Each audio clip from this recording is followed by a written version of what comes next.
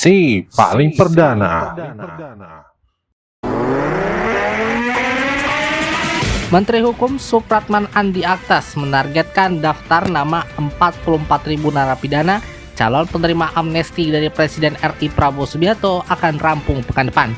Setelah rampung, Supratman menyampaikan akan mengirimkan daftar nama narapidana itu ke Prabowo untuk kemudian ditindaklanjuti.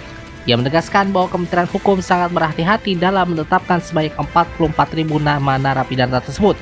Supratman juga menyebut bahwa narapidana dalam kasus organisasi Papua Merdeka atau OPM atau kelompok kriminal bersenjata tidak masuk dalam kategori narapidana yang menerima amnesti. Informasi selengkapnya akan hadir dalam DNP The Morning pagi ini.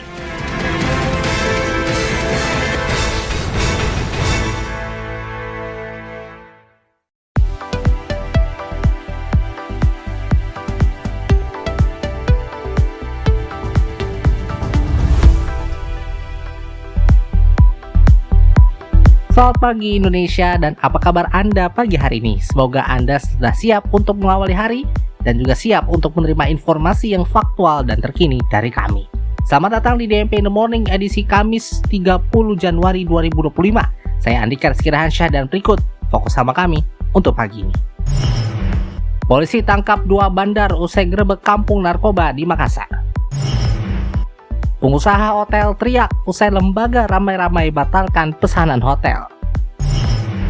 Serta dari dunia internasional, Presiden Amerika Serikat Donald Trump desak Elon Musk selamatkan 2 astronot NASA yang terjebak di luar angkasa.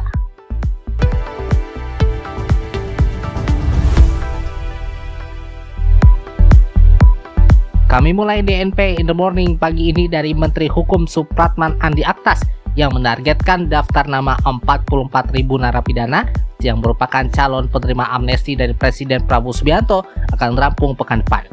Setelah rampung, Supratman menyampaikan akan mengirimkan daftar nama narapidana itu ke Prabowo untuk kemudian ditindaklanjuti. Ia menegaskan bahwa Kementerian Hukum sangat berhati-hati dalam menetapkan sebanyak 44.000 nama narapidana tersebut. Supratman menyebut bahwa narapidana dalam kasus organisasi Papua Merdeka atau OPM atau kelompok kriminal bersenjata lainnya tidak masuk dalam kategori narapidana yang menerima amnesti. Ia menyatakan narapidana gerakan makar yang menerima amnesti ialah mereka yang bergerak tanpa senjata.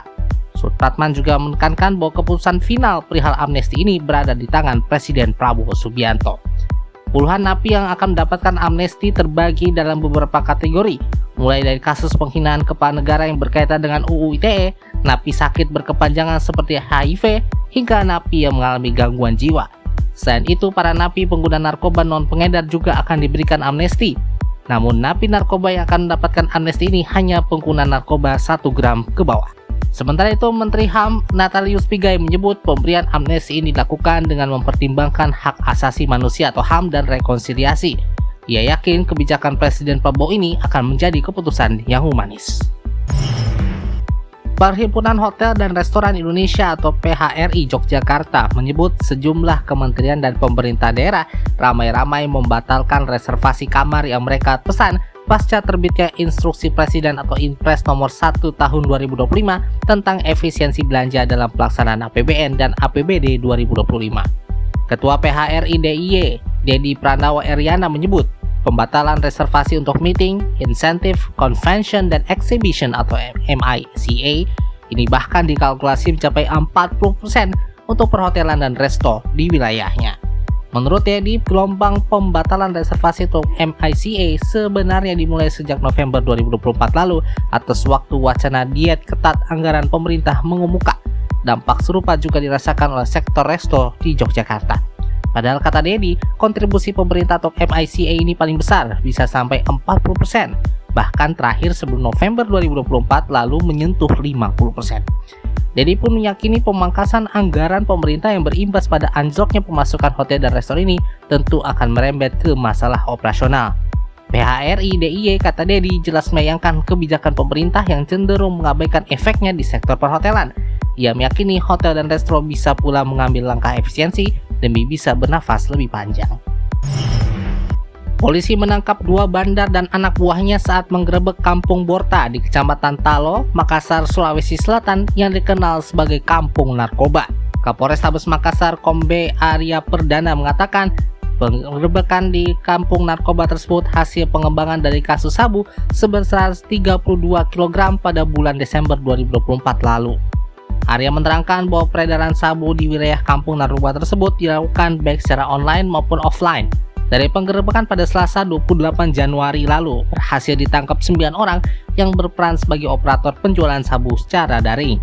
Arya menyebut pihaknya berhasil menangkap 15 orang yang telah ditetapkan sebagai tersangka.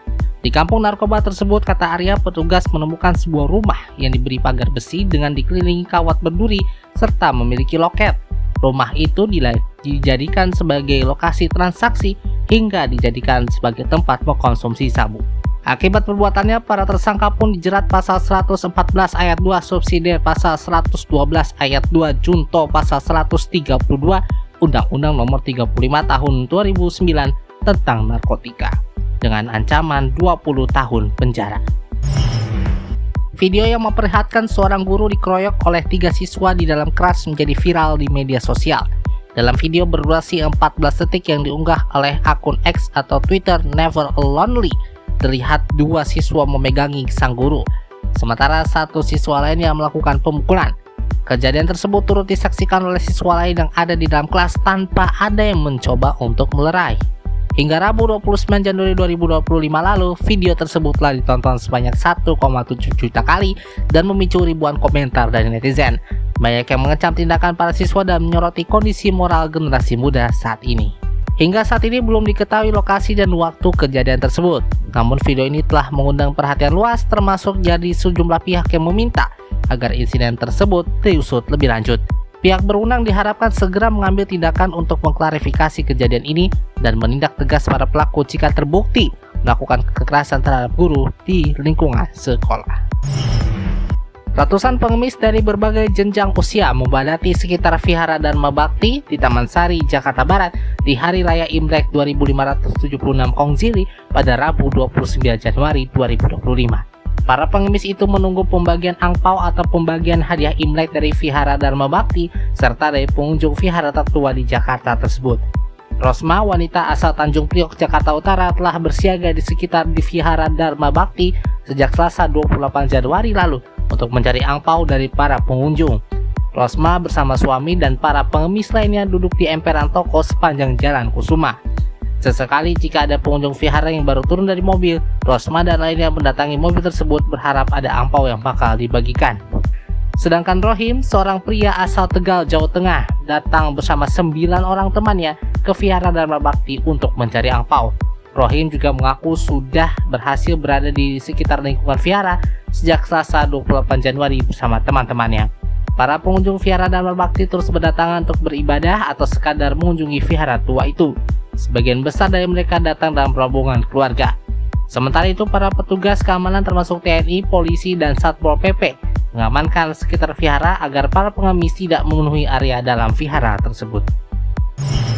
DNP International News. Kita masuk ke segmen DNP International News.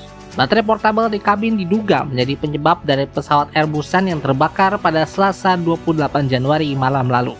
Laporan media lokal Jongang Ilbo mengatakan baterai portabel tersebut merupakan milik penumpang yang disimpan di rak penyimpanan atas sebagai barang bawaan kabin. Sementara itu, kantor berita Yonhap melaporkan api mulai menyebar usai asap hitam muncul di kompartemen atas di baris belakang. Penumpang Airbusan kemudian mencoba mengevakuasi diri. Pintu darurat dibuka oleh penumpang yang duduk di dekatnya, sedangkan sisi pintu lainnya dibuka oleh pramugari pesawat untuk mengevakuasi kedua penumpang. Ada 7 korban luka-luka imbas musibah ini. Total sebanyak 176 orang dievakuasi, termasuk 7 pramugari serta staf maskapai lain. Pihak berwenang awalnya melaporkan 3 orang terluka dalam kejadian ini, akan tetapi jumlahnya direvisi menjadi 7 korban. Kebakaran terjadi ketika pesawat tipe Airbus A321 ini hendak terbang dari Bandara Internasional Gimhae, Korea Selatan ke Hong Kong. Berdasarkan video yang beredar, pesawat dilalap api dan muncul asap tebal mengepul dari bagian dalam. Bagian atas badan pesawat terbakar dan meninggalkan lubang besar. Hampir separuh badan pesawat terbakar. Kendati demikian, sayap dan mesin kedua sisi pesawat diklaim tidak sampai rusak. Presiden Amerika Serikat Donald Trump mendesak SpaceX dan CEO-nya Elon Musk pada Selasa 28 Januari 2025 lalu untuk menyelamatkan 2 astronot NASA yang telah terjebak di Stasiun Luar Angkasa Internasional atau ISS sejak Juni lalu. Dalam sebuah postingan di platform Truth Social miliknya, Trump mengklaim astronot Sunita atau Suni Williams dan Barry atau Butch Wilmore telah hampir ditinggalkan di luar angkasa oleh pemerintahan Presiden Amerika Serikat sebelumnya, Joe Biden. Menurut Trump, 2 astronot NASA tersebut telah menunggu selama berbulan-bulan di luar angkasa untuk dipulangkan ke bumi. Trump menyatakan harapan bahwa perusahaan Elon Musk akan membawa mereka kembali dengan selamat dan mendoakannya agar beruntung. Musk sendiri mengatakan dalam sebuah postingan di platform media sosial X bahwa Trump telah meminta SpaceX untuk membawa pulang astronot secepat mungkin. NASA, SpaceX, dan Gedung Putih tidak segera mengomentari rencana laporan tersebut. NASA pun dilaporkan akan merencanakan kepulangan mereka pada bulan Februari 2025 mendatang. Namun terdapat revisi jadwal pada bulan Desember 2024 dengan target baru untuk kepulangan 2 astronot itu ditetapkan pada akhir Maret 2025, tidak sama dengan 2 astronot lainnya yang saat ini berada di ISS. Masa tinggal mereka yang diperpanjang menyusul kerusakan pada pesawat ruang angkasa Starliner milik Boeing yang menunda kepulangan mereka. Meskipun misi diperpanjang, NASA memastikan bahwa para astronot dalam keadaan sehat dan waktu mereka di orbit tetap dalam batas yang dapat diterima.